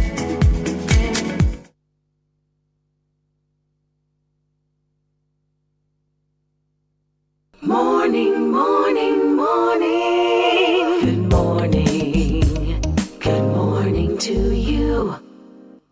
You know what happens? What happens when they put you on a table? All of a sudden, lots and lots of papers, and you have to kind of like straighten them up. I guess that's par for the course, right? I know what's happening right now. Sports, for sure, is what we call the sports term. So we definitely are looking forward to all that's happening. I know that the secondary school students are on the track and they're out and about today, but the little ones, they're also gearing up for the action. And in recent times, I'm sorry to say this, but Napsac has kind of taken over BSAC as the place to be, with the little ones really bringing the action to the track and beyond. So we have with us Althea Belgrave, who is chairman of Napsac, and we have to welcome back Mr. Julian Pierre, who is Assistant Championship Director of Napsac as well. Good to have you with us. Thank you. Thank you. Beautiful, colorful shirt on this wonderful morning, but all in the same color family. Hey, we're all matching. So we're talking about the championship in 2024, the Shafat Frosties National Primary Schools Athletic Championship Final that's coming up next week. So I'll start with you, Madam Chairman. Talk to me a little bit about how things are shaping. Good morning. Thank you for having us. With all the challenges, we had to split the track and the field component of Napsac this year. So we had the field component in February, started on February 27th and finished on March 1st. We used two locations, which was Corridge Empire School and the Alexandra School, where we had to split the age groups, where we had the younger ones down at Alexandra and the older athletes up at Corridge Empire due to the size of the field. The event went really well. There were a couple challenges on the first day. However, we were able to adjust, and for the next 3 days, the competition went really well. A lot of the stakeholders, the teachers and physical education teachers that were assisting, they enjoyed that format because usually with the combined format, most of the attention is on the track. So this time it was the field athletes and they got all the attention. So that went really well. Oh, that's good stuff. So some major changes. What was it like, Mr. Pierre, kind of bringing the, first of all, teachers along, and then the little ones. You know, sometimes it can be a little difficult to get into new routines, but sometimes you're met with a little resistance as well. Yes, as with anything else, you know, sometimes persons they're accustomed to the system. For them, it works, so, you know, why change it? But as Althea said, we had some challenges, obviously, with the track not being ready and so on. And we did not want to water down Napsac to reduce it to anything else. We still wanted to have the full number of events. Of course, considering the class 4s, who this is their final year in primary school, they want to perform for their school in under 13. So we had to make sure that we found a way, obviously still coordinating and getting feedback from the teachers in meetings to find out how best we can do it. So this is what was decided on, and full steam ahead. Madam Chair, talk to us about what it takes to be able to pull together a championship of this type. I know you mentioned the various teachers and all the other people who kind of pour into the final product, but often we look on and we take for granted that is a year's worth of planning and throngs of people who make it happen. Yes, I want to thank all of our sponsors, our title sponsors and our zonal sponsors. We had sponsors for all of our zones except one. So Corporate Barbados, we're asking you to support us in that endeavor. Which zone is that? That is the Ryan Brathwaite zone. Okay. That's day 4. We were constantly working with our stakeholders in support with regards to, for example, tents. One tent could run up to $300-400, and that's for a day. Yeah. And we have 5 days, so the cost is pretty huge for us because we're not in a situation like the secondary schools where most schools have their own tent and they bring it in.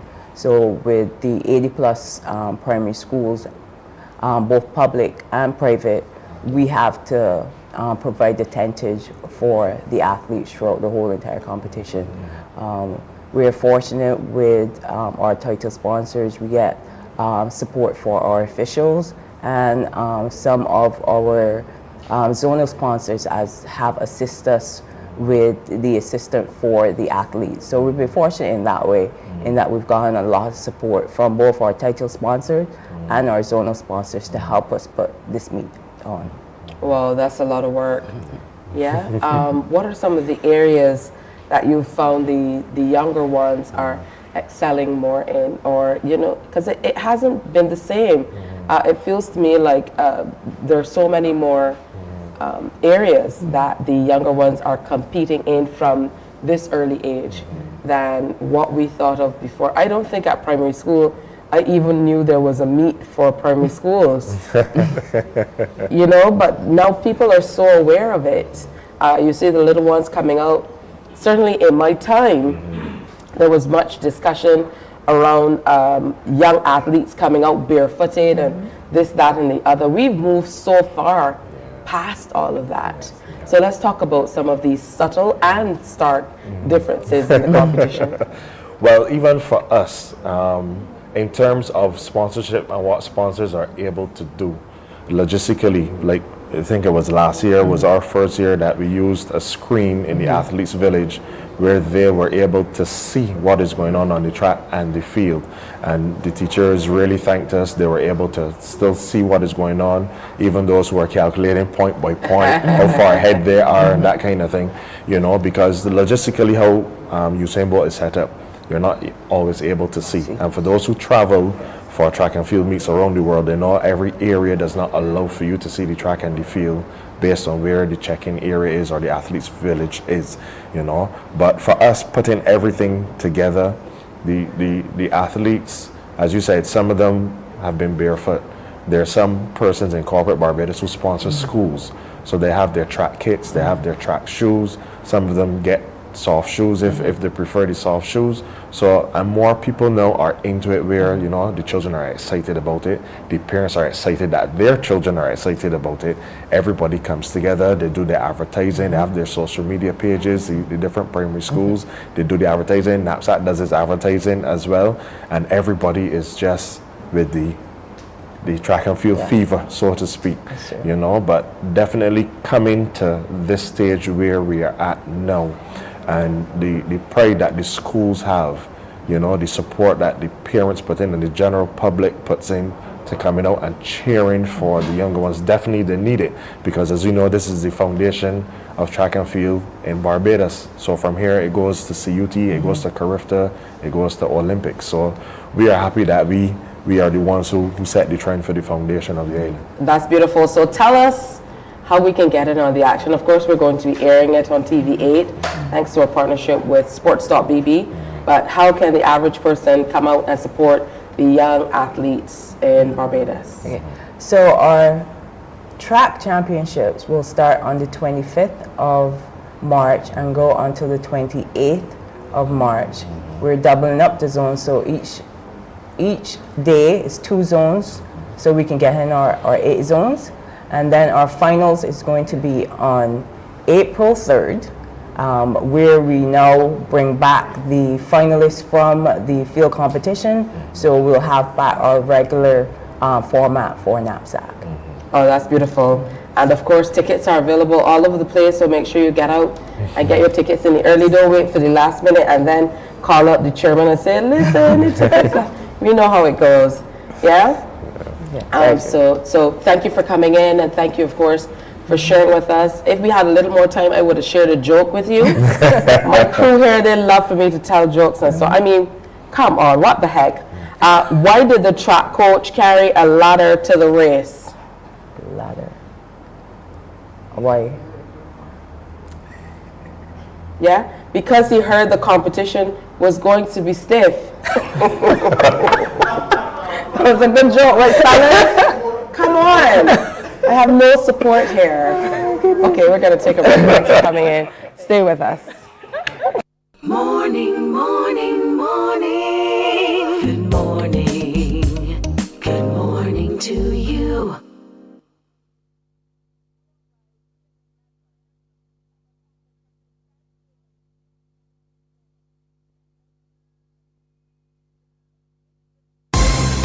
Tune into CBC Newsnight for the NISS Business Report, a comprehensive look at the local, regional, and international business world every Monday, Wednesday, and Friday during CBC Newsnight.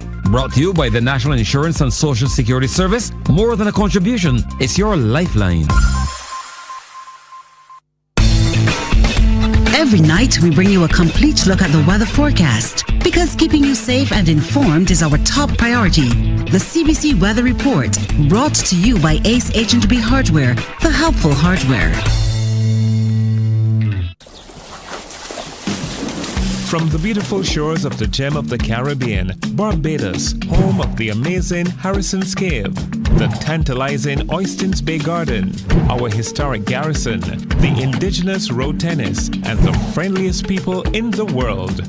We are 94.7 FM, the ultimate Bajan experience. School sports is in full swing as the athletes are gearing up for the 2024 Powerade Dasani BSAT Championships. Tune into CBC Sports Night with me, Anmar Goodrich Boyce, this and every Tuesday and Thursday for Athlete in the Spotlight. Sponsored by Powerade. Pause is power, and Dasani. Live first, Dasani after. The race is on. Who will be victorious in the Dasani Powerade Barbados Secondary Schools Athletics Championships? Stay tuned to find out. Live coverage of the action will be brought to you on this station from March 20th to 22nd. Dasani Powerade BSAC, sponsored by the Student Revolving Loan Fund, Great Health Works, and CG United. Morning, morning, morning. Good morning. Good morning to you. Welcome back to Morning Barbados. Beautiful sunshine outside, just the way we love it. People come here for this beautiful sunshine every single day, so we must enjoy it, and we're happy to be out and sharing it with you. If you're passing in the Wildey area, walk behind me here and wave. We would absolutely welcome that. So joining me on set now, we have His Honor, Senator, the Most Honorable Reginald Farley, who is a member of the Foundation Old Scholars Association today. He's wearing that hat just for the day, or at least this part. I've worn it for my life. This part of the day and for his life. And Ray Jackman, who's a member of the Foundation Old Scholars Association, is here as well. So welcome, gentlemen. Thank you. Good to have you with us. And I'll start with you. He's given me permission to call him Reggie. I know a couple people, you know, we have a lot of very straight down the middle. They're saying, you cannot call His Honor Senator, the Most Honorable Reginald Farley, Reggie. So I shan't. I will say sir. Yeah, so talk to me a little bit about the foundation itself and what you're hoping to accomplish in all you're doing now to kind of revive something fresh, something new. Yes, well, Ray was my head boy, so I should really defer to him. The foundation, we went to a boys' foundation school, and there was a girls' foundation school, all within the same compound, but the dividing line was very strict. The hall was a joint hall. The science labs and the library were common space. Everything else was separate. The schools were separated by starting times. The girls started at 8:30, the boys started at 9, and so on and so on.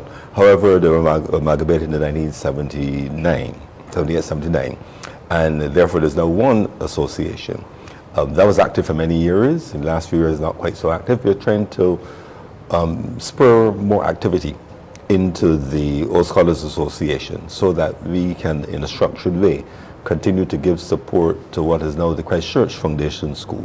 So, yes, individuals are doing things to support the school, but we think that there is more energy in numbers, and therefore we're looking to have our first AGM for a while on Saturday. And we're encouraging former students, male and female, Boys Foundation, Girls Foundations, Christchurch Foundations, to attend on Saturday and get us off to a new start.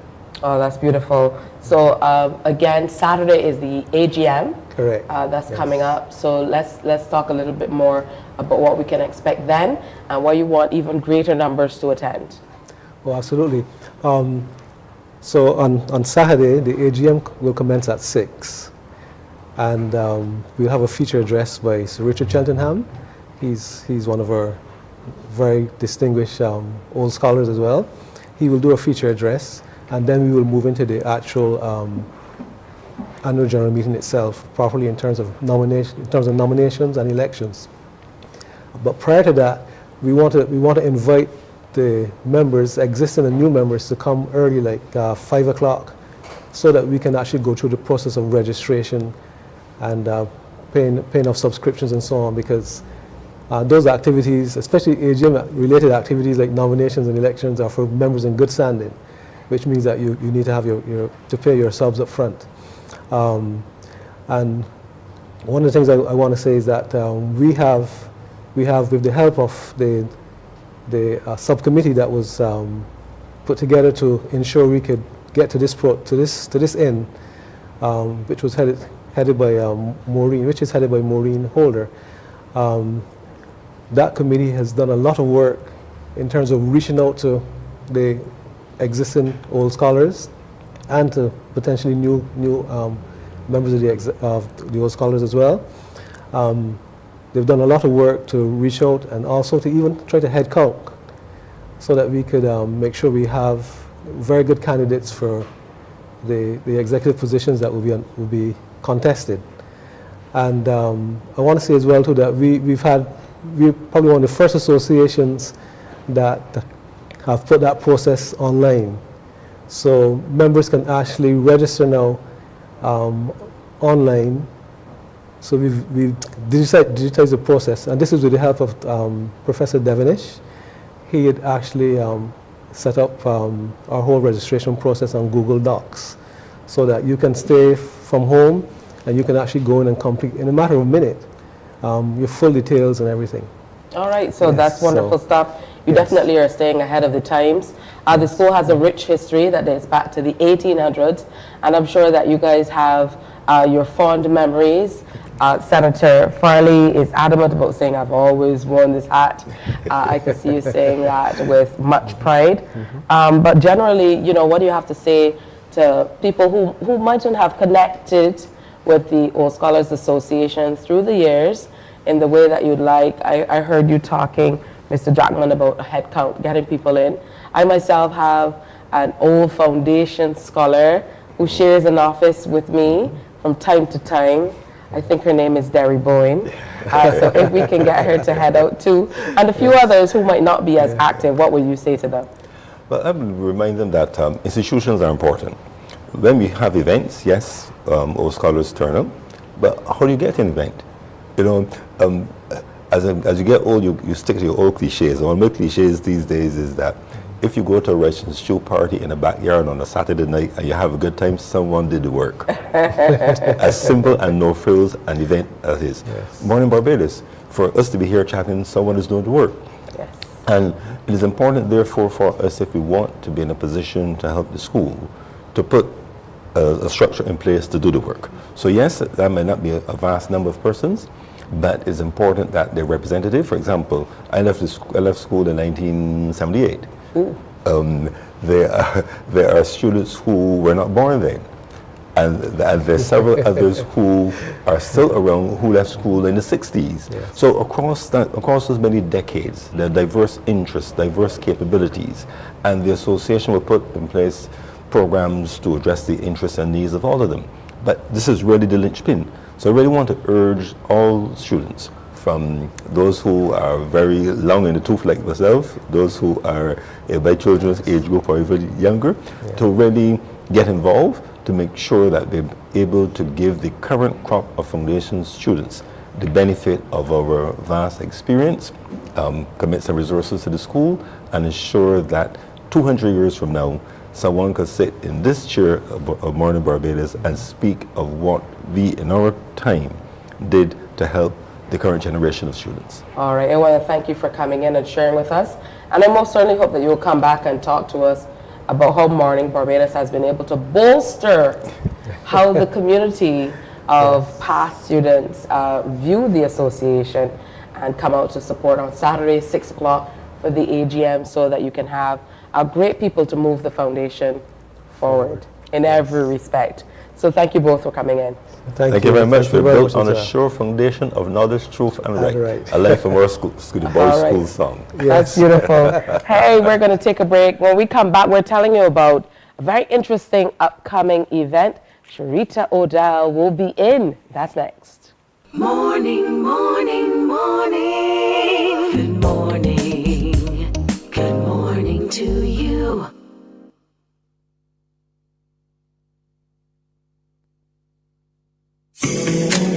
The facts say Morning Barbados reaches an audience of over 50,000 and Newsnight reaches over 56,000. It's simple. When you advertise, you're getting your message to over 50,000 of your potential customers. Make the call to CBC Sales Department today and watch your business grow. Contact us at 467-5559 or email marketing@cbc.bb.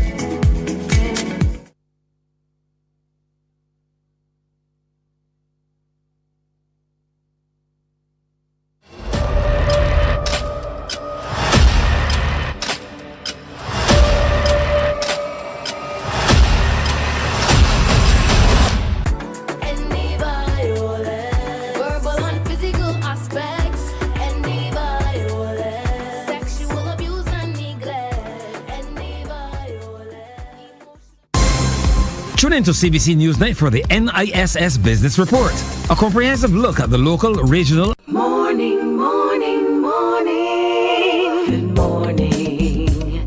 Good morning to you.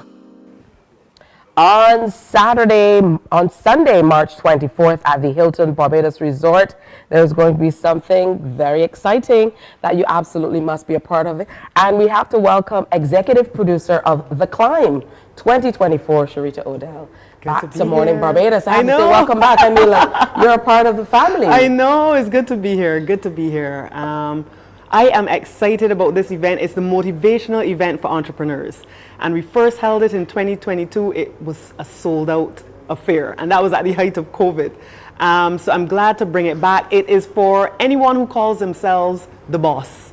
So if you have a small, medium, or large enterprise, whether you are a farmer, plumber, retailer, artisan, beautician, executive, whatever, once you are in charge of your own business, this is for you. And it's intended to remind you of your why, because entrepreneurship is not easy. It's not easy.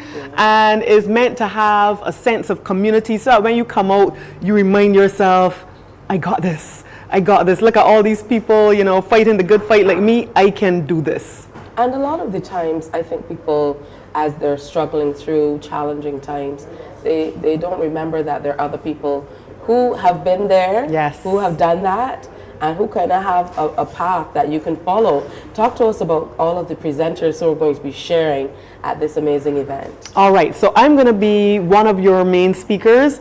I'll also have Raphael Saul at my side. He is good. He just had his own event, which was a sold out affair. So be warned, do not wait till the last minute. His event sold out on the Friday, the day before the event. I had people scrambling.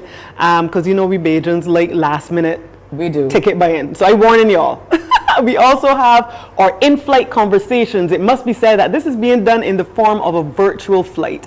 I can't just bring you out on your home on a Sunday and have a regular event. So we're going on a flight, if you please. So that being said, our in-flight conversations, aka a panel discussion, is going to have Kurt Brown, who's an entertainer, Ondine Curtin, who's an attorney, and Chef Craig Greenwich. So it's going to be touching a diversity of subject matter, and they are great in their own right, vibrant.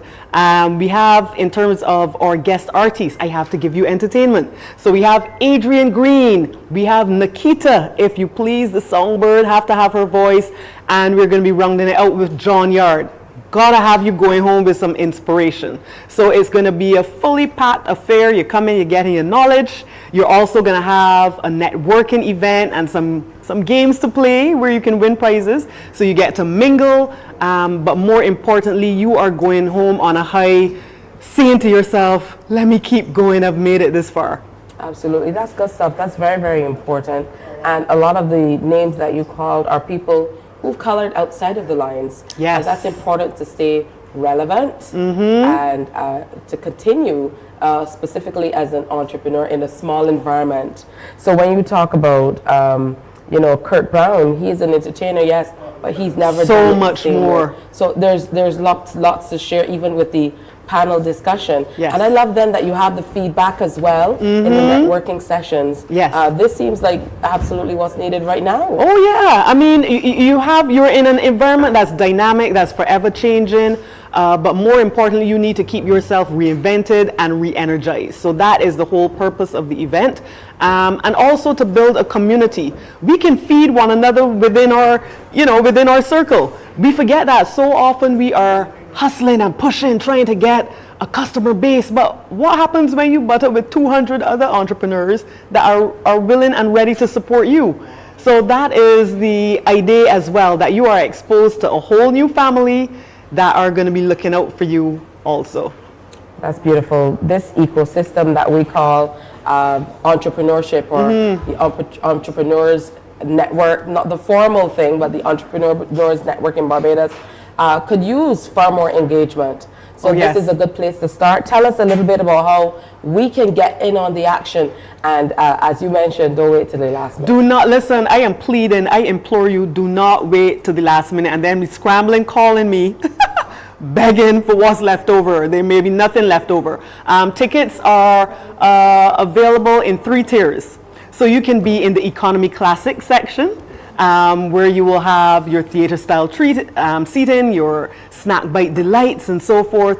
You could, and that's $70. You could be in the premium economy section where you get your extra leg room, if you please, and beverage service.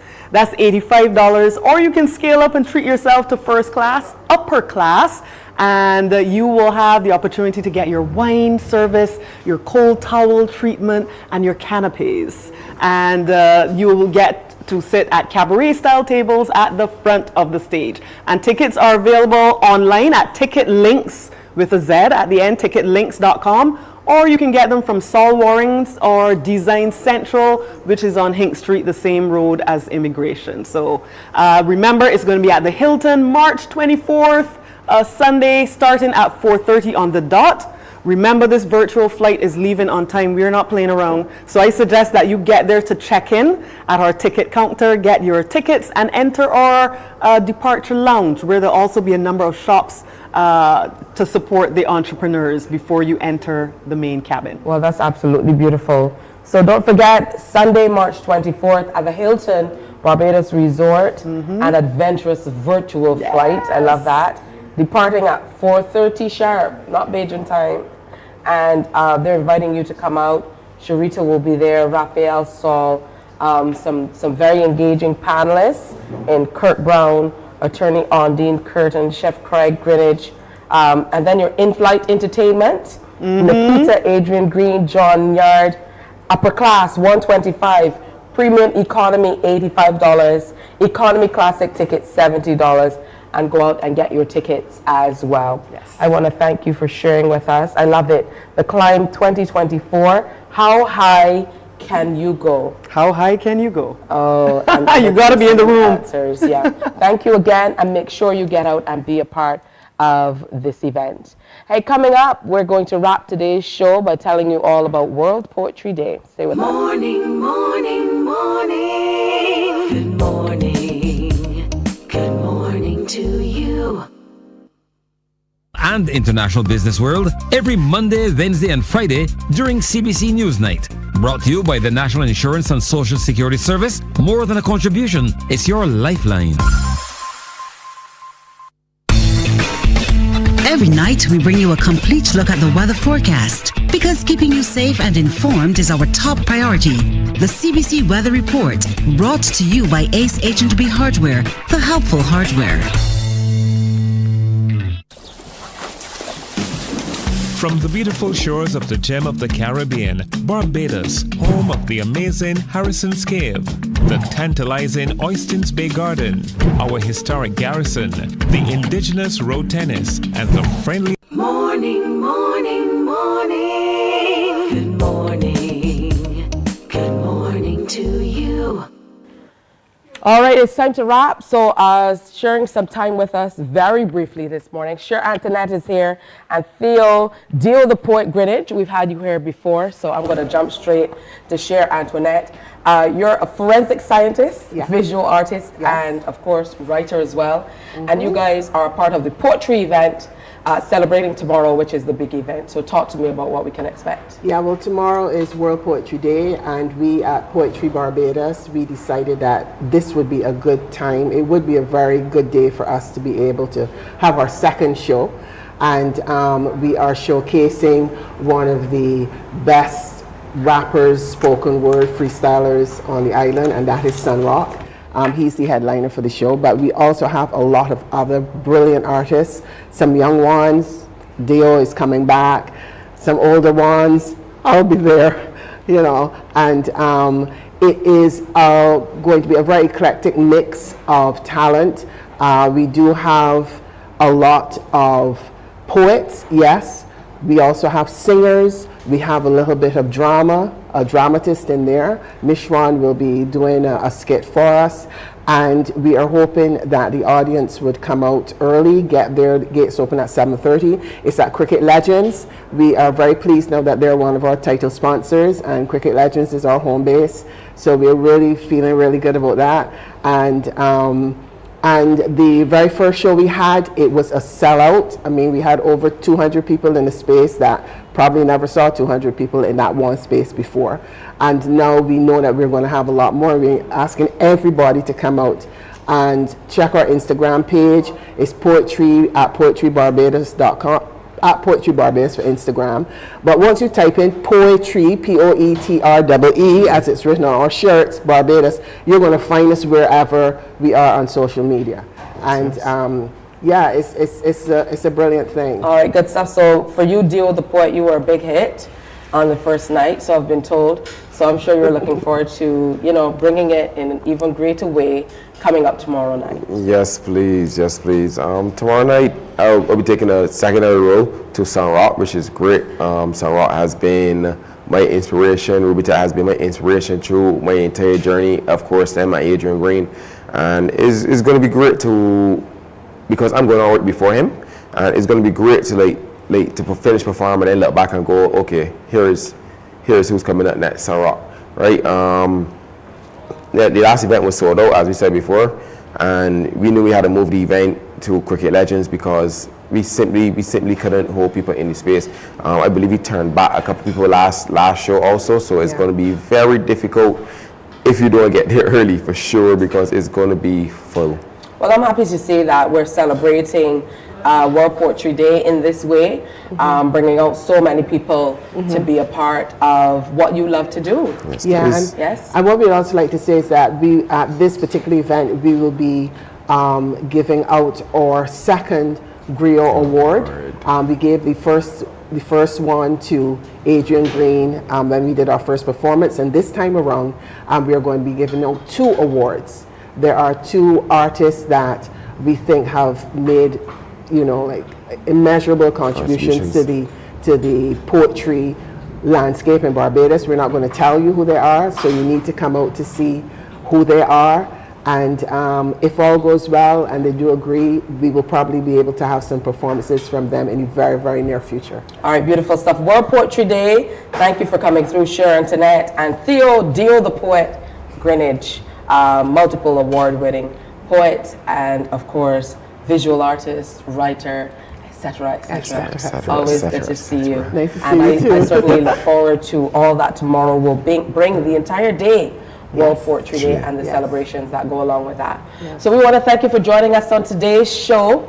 We had quite a bit that we packed into today's presentation, but we certainly hope you enjoyed it. Now coming up tomorrow, the World Water Day Mural Contest. You're going to hear more about that. Plus, meeting more of the Carifta swim team. That's what we're going to do. We want to make sure you know who's heading out this Easter weekend to represent Barbados. Members of the Faculty of Humanities and Education will be in to talk the linguistics programs. And we also want you to remember that it's a day to rock your socks. So be sure to rock your socks. Plus, we'll be celebrating with all the poets and writers across the world. That and so much more tomorrow on Morning Barbados. Join us then. Wake up, wake up, wake up, wake up. Barbados, get up. Good morning. Good morning, Barbados. Good morning. Good morning to you. Good morning. Morning, morning, morning. Good morning to you. Good morning. Morning, Barbados. Good